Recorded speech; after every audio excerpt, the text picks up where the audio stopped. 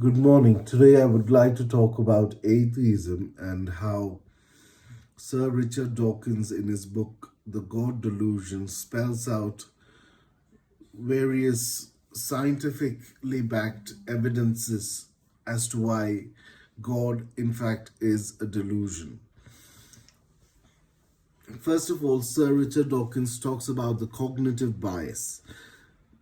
This basically means what prehistoric human beings, or in fact even us today, see in nature and justify.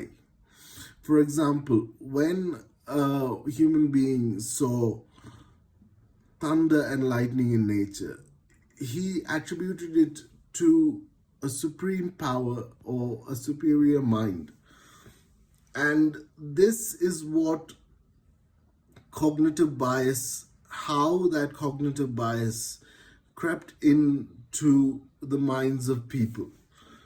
Similarly, when a prehistoric man discovered fire, the whole joy of the fact that he discovered fire was not attributed to the spark, because science was not prevalent at that time. It was attributed to a higher power or a supreme mind. And this is what cognitive bias basically is. You basically think of something that you see in nature, and then you attribute that reason of its existence to a higher power. That is what cognitive bias, well, that is not what cognitive bias is, that is what cognitive bias implies in this particular case. Another thing which Richard Dawkins talks about in his book, The God Delusion, is the mimic nature of religion. See, I'm not talking about YOLO memes and the sort of funny memes that you see nowadays. I'm talking about the memes that are prevalent as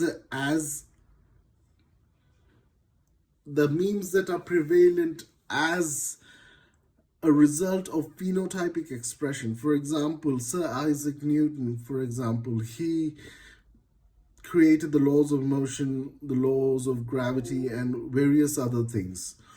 So what his phenotype expressed is prevalent even now in 2025. And this is what phenotypic expression through memes is. Similarly, the mimic nature of religion through evolution propagated religion throughout the world, because everyone on earth, basically alive or who has lived, wanted answers to why, as to why there is life, why there is everything around us. Everyone needs answers, everyone seeks answers, what is death and stuff like this. So all of this has been attributed to a supreme power without justification of science. And that is what the God Delusion spells out.